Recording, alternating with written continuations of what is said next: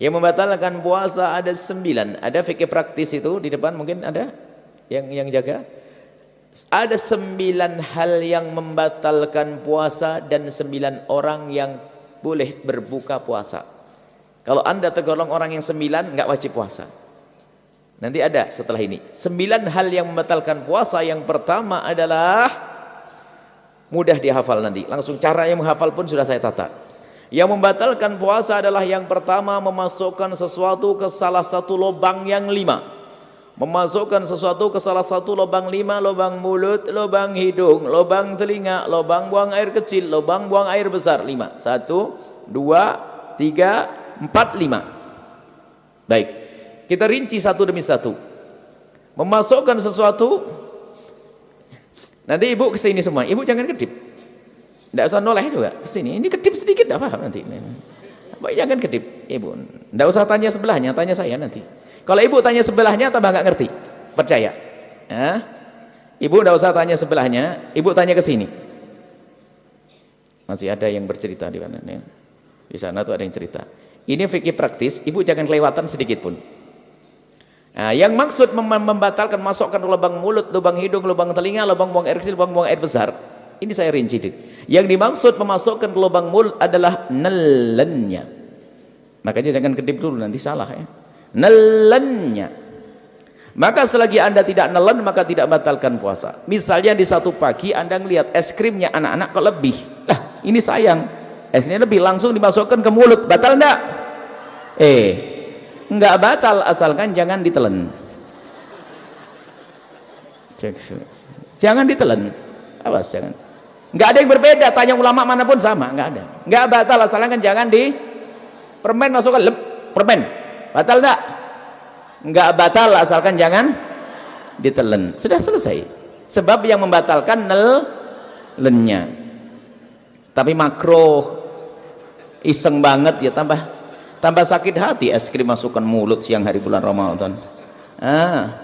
Tapi kita harus paham yang membatalkan makanya kenapa Buya ngomong jangan kedip. Kalau ibu kedip atau ibu noleh ke sebelah habis itu pulang, oh yang membatalkan nelennya saja ya. Iya bener kan, paham, jelas. Pulang ke rumah ditanya sama anaknya, mama nelen ludah gimana ma? Saya tadi ngobrol. Makanya jangan ngobrol kalau ngaji, nggak usah tanya ke tetangganya. Ayo nelen ludah gimana? Kayaknya batal. Kok kayaknya, ini bagaimana sih? Harus jelas. Nelen ludah itu tidak membatalkan puasa dengan catatan ada 3. Jadi nelen ludah itu tidak membatalkan puasa asalkan ada catatan 3. Yang pertama, ludahmu sendiri. Sudah tidak usah bingung kalau belajar dengan kami, ibu matanya ke sini aja. Ibu gak usah bingung nanti, ibu paham sendiri. Tidak usah bingung. Tidak usah. Saya pikir yang paling mudah itu ibu paham gampangnya. Yang pertama, ludah ditelan itu tidak membatalkan puasa asalkan ludah ibu sendiri. Ludahnya orang lain batal. Ya, masa ludahnya orang ini? Ya cuman kalau ngomong ludahnya orang lain itu jangan dibayangin ada ludah di meja langsung itu jorok banget itu. Anda memang belum belajar bagaimana keharmonisan dalam rumah tangga. Ya mungkin sekali seorang suami kalau ciuman kan nggak batal puasa, tapi kalau tertukar lidah suami sama istri, Pak, ya gitu loh contohnya yang indah. Contoh kok jorok banget. Rumah tangga model apa itu? Jadi kan tertukar ludah, batal tidak? Batal karena bukan ludahnya sendiri. Jadi kalau ludah orang lain batal. Yang kedua, ludah ditelan tidak membatalkan puasa asalkan ludah masih ada di dalam mulutnya. Tapi kalau ludah itu ibu iseng mulai pagi sampai siang dikumpulkan di gelas, sampai dapat setengah gelas, Masya Allah, taruh di kulkas dingin. Setelah itu ibu minum di siang hari, batal enggak? Batal, karena sudah keluar dari mulut. Kalau sampai enggak paham omongan yang begini, masuk SLB, dibuat yang gampang begini. Makanya jangan nolah-nolah, sudah saya bikin yang paling gampang. Yang ketiga, ludah itu ditelan tidak membatalkan puasa asalkan ludahnya masih asli, belum bercampur dengan yang lainnya, belum campur sama permen, belum campur sama kopi, belum campur sama es krim. Jelas? Baik, kalau saya punya ludah begini saya telan, tidak batal puasa saya, karena ludah masih ada di mulut saya, ludah belum bercampur dengan sesuatu, dan ludah saya sendiri. Selesai? Baik, sudah jelas yang pertama, nggak usah bingung. Berarti kalau ditanya anaknya, ludah batal enggak Mi? Jelas, tidak, asalkan begini. Sebab ada orang ditanya, Ustadz, nelan ludah batal enggak? Kayaknya enggak. Kayaknya enggak. Ini fikih apa itu? Nelan enggak salah itu? Kayaknya enggak. Enggak ada, harus tidak. Begitu, selesai. Kemudian setelah itu masukkan lubang hidung. Nah, masukkan lubang hidung. Memasukkan ke lubang hidung membatalkan puasa. Langsung ada yang stres. Pengajian paling tidak enak. Kenapa ibu? Saya punya hobi aduh, ini gimana ini? Nah, makanya kalau ngaji lanjutin, jangan ngobrol, jangan main HP. Ngaji main HP ketinggalan dengan ngobrol sama Tuhan. Nah, yang dimaksud membatalkan puasa, memasukkan sesuatu ke lubang hidung adalah jika sesuatu itu telah kita masukkan sampai kepada batas yang seandainya yang kita masukkan itu air, kita akan merasakan panasnya gerak. Bagian atas ya nak? Kalau kita masukkan air, panas ya bagian atas. Maka kalau kita masukkan sesuatu ke lubang atas, sampai bagian atas yang panas, itulah maka batal puasa kita. Tapi kalau kita masukkan sesuatu masih lubang bawah, itu tidak membatalkan puasa. Maka kami sampaikan kepada semuanya, kabar gembira bagi yang suka hobi, bahwa ternyata ngupil tidak membatalkan puasa. Selesai. Cuman jangan di depan umum, malu lah ya, ditutup lah. Selesai. Paham atau belum? Saya sambung bab wudhu dulu. Wudhu berkumur batal enggak? Ibu kumur, ya Allah, ibu ini baru ustadznya belum pindah. Ibu kalau berkumur batal enggak? Nah, asalkan airnya jangan gitu aja kok pusing nih, ngapain sih ngajinya bagaimana ini? Saya belum pergi. Kumur sunnah bahkan, bukan. Jadi ibu kalau bulan Ramadan tetap kumur ya, hukumnya sunnah. Coba batal enggak? Berarti omongan saya salah enggak tadi? Masukkan satu ke lubang mulut tidak batal asalkan jangan selesai. Baru gamblang. Ada ibu yang bengong kok enggak batal masukin permen ya? Kok enggak batal masukin permen ya? Kok enggak batal? Makanya ngaji yang benar sekarang. Wong kumur sunnah kok. Baik kalau kumur biarpun berpuasa. Kemudian saya kasih ilmu lagi. Kalau anda lagi berkumur di bulan Ramadan, kemudian sudah anda buang airnya, maka anda jangan ragu lagi. Biarpun ada rasa dingin-dingin itu dimaafkan. Asalkan waktu anda membuang air kumur tadi, anda buang 100%. Nggak ada yang ditahan sedikit pun. Kalau ada ditahan batal. Tapi dibuang, sisa dingin itu nggak ada masalah. Pasti ada sisa dingin karena apa? Air. Selesai ya? Sama di dalam berwudu istinsak, memasukkan air ke dalam hidung ya sekedarnya, jangan sampai ke derajat tempat yang panah. Itu adalah tidak membatalkan, hukumnya tetap sunnah. Baik, kalau masukkan untuk kumur sunnah, tapi masukkan es krim makruh, tapi sama-sama tidak batal buah. Masukkan es krim makruh, asalkan jangan ditelan, tidak batal. Masukkan kumur air wudu sunnah. Baik, apa perbedaannya dua-duanya? Kesamaannya sama-sama tidak batal, perbedaannya kalau kecelakaan. Jadi begini ibu, kalau ibu lagi berkumur wudu, tak taunya ada petir jeder begitu kok ketelen, itu rezeki, nggak batal. Karena apa? Ibu menjalankan perintah lalu ketelen. Diperintahkan, sunnah itu kan diperintahkan, paham ya? Tapi masukkan es krim diperintahkan enggak?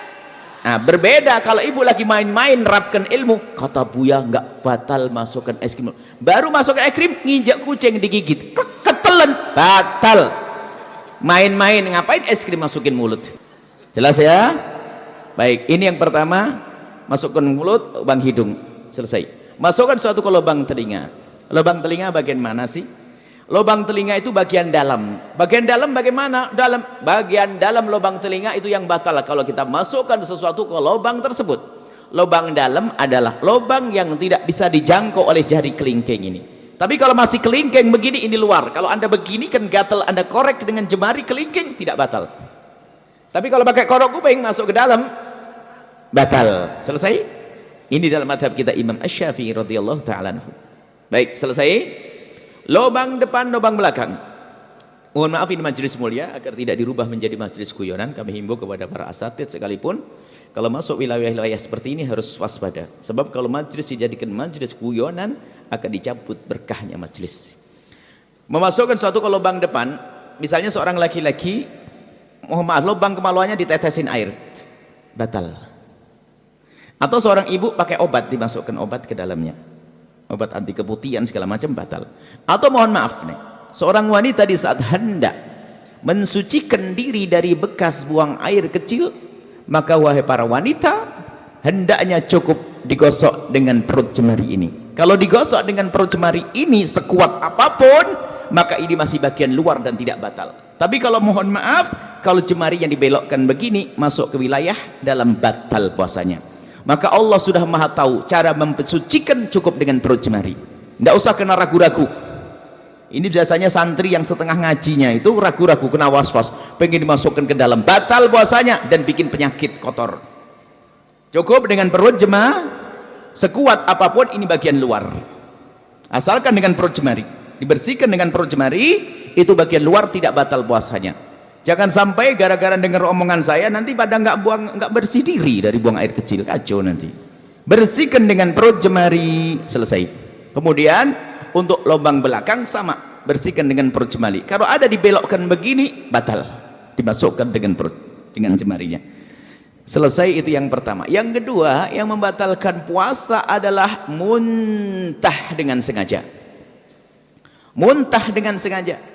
Kalau orang muntah tidak sengaja nggak batal. Hamil muda muntah, naik kendaraan mabuk muntah, tiba-tiba masak sesuatu bau muntah, nggak apa-apa, nggak batal.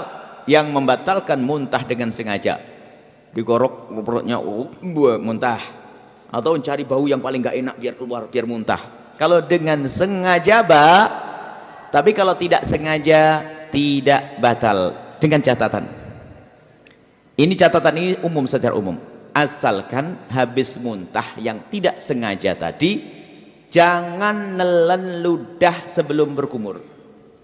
Kalau nelen ludah habis muntah, ludahnya ditelan, batal puasanya.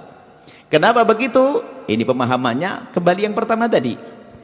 Muntahan dari dalam perut kita itu najis, lewat tenggorokan ke mulut. Berarti mulut kita kenapa? Kena najis. Najis itu cara mensucikannya dengan air, bukan dengan ludah. Maka kalau kita meludah 1000 kali biarpun mulut bersih, tetap najis. Maka cara membersihkannya mulut yang terkena najis, cukup ambil air bersih seperti ini, umur, selesai. Maka bagi yang kok muntah tanpa sengaja di siang hari, maka bulan Ramadan, maka bergegaslah mengambil air, jangan telan ludah dulu. Kalau memang meludah, dibuang ludahnya sampai ketemu air, berkumur. Setelah anda kumur sekali, boleh setelah itu ludah ditelan. Kenapa? Karena ludah ditelan menjadi batal puasa kalau habis muntah tadi sebelum berkumur, karena ludahnya sudah tidak murni lagi kayak pertama tadi.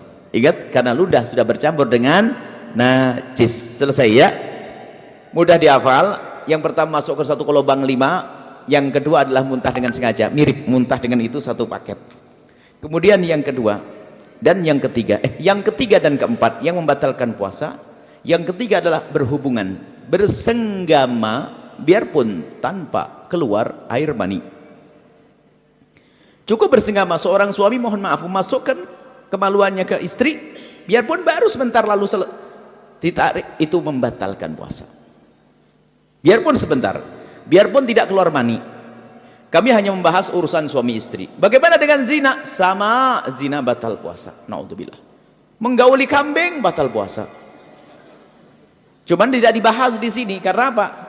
Ya itu orang-orang bukan ahli iman itu, ya enggak? Kita bicara yang halal, memasukkan ya, bersenggama, biarpun tanpa keluar mani, senggama yang sengaja. Ukuran membatalkan bagi seorang suami sederhana. Mohon maaf ini majelis mulia. Jika seorang suami sudah memasukkan semua wilayah kepala kemaluannya, kepalanya saja, ke wilayah wanita, batal puasanya. Tidak harus semua batang kemaluannya, tapi cukup kepalanya saja sudah batal. Awas, ini harus paham di sini, hati-hati. Kemudian bagi seorang wanita berbeda. Kalau wanita tidak harus semua kepala kemaluan suami, tapi cukup kemasukan sedikit saja sudah batal. Kemasukan sedikit sudah batal. Masuk bab yang pertama tadi. Masuk yang pertama tadi, membatalkan suatu, masukkan suatu dengan sengaja. Maka saya ingatkan balik yang pertama. Mohon maaf, wahai para wanita, dicium suami tidak membatalkan puasa. Seorang suami, mungkin suamimu adalah orang yang sangat genit, sering cubit-cubit, gak batal puasa. Termasuk jika suamimu memegang wilayahmu, wahai para wanita, tidak batal puasa. Dengan catatan, asalkan jemarinya tidak dimasukkan. Kalau jemarinya dimasukkan dan anda membiarkan, batal puasa anda. Mohon maaf ini majelis mulia, tolong diangkat wibawa supaya tidak jadikan bahan guyonan. Kemudian setelah itu, yang ketiga kan bersenggama biarpun tanpa keluar mani. Yang keempat adalah keluar mani dengan sengaja biarpun tanpa senggama. Keluar mani dengan sengaja, mohon maaf, naudzubillah, mungkin dengan onani, dengan apa, sengaja mengeluarkan mani, maka batal puasanya. Tapi kalau keluar mani tanpa sengaja, tidak batal puasa. Mungkin seorang lagi tidur di siang hari, ternyata mimpi basah, dilihat ada air mani, maka tidak batal puasanya. Selesai. Jadi keluar mani tanpa sengaja, biarpun tanpa senggama, selesai. Dapat berapa? 4. Sekarang 5, 6, 7. Biar ngapalnya gampang. 5, 6, 7, haid, nifas, melahirkan. Satu paket. Haid, nifas, melahirkan. Seorang wanita lagi puasa jam 5 sore keluar darah haid, batal puasanya. Seorang wanita yang ahli ibadah biarpun hamil tua tetap puasa. Setelah puasa di hari itu jam 4 sore bayi lahir, batal puasanya. Melah ya nih. Yang pertama adalah haid, yang keempat 5 haid, 6 nifas, 5 melahirkan. Hafalannya harus jelas ini ya. Melahirkan bayi atau bakal bayi. Tolong diingat kalimat bakal bayi di sini. Bayi atau bakal. Kalau bakal bayi itu apa? Keguguran. Jadi kalau keguguran batal enggak? Batal enggak? Hah? Iya, jangan kaget, digituin saja sudah berubah. Kan sudah ngomong bayi atau bakal bayi. Kalau kata bidan, aduh sabar, berarti batal puasanya. Selesai? Dapat 7. Yang ke-8 sendiri. Yang ke-8 adalah hilang akal. Hilang akal. Hilang akal ini ada 3 martabat. Ada 3 model. Yang pertama adalah gila. Gila. Kalau ada orang gila, saya tidak bisa nyontohin. Gila itu gimana? Gila, misalnya lagi ngobrol begini kok tiba-tiba gila, batal puasanya. Biarpun gilanya sebentar. Lagi ngobrol tiba-tiba gila sebentar, batal puasanya. Gila membatalkan puasa. Hilang akal martabat yang kedua adalah pingsan. Hilang akal tidak pingsan? Pingsan membatalkan puasa kalau pingsannya itu sehari penuh. Habis sahur pingsan, sadar-sadar isya. Puasanya batal. Karena apa?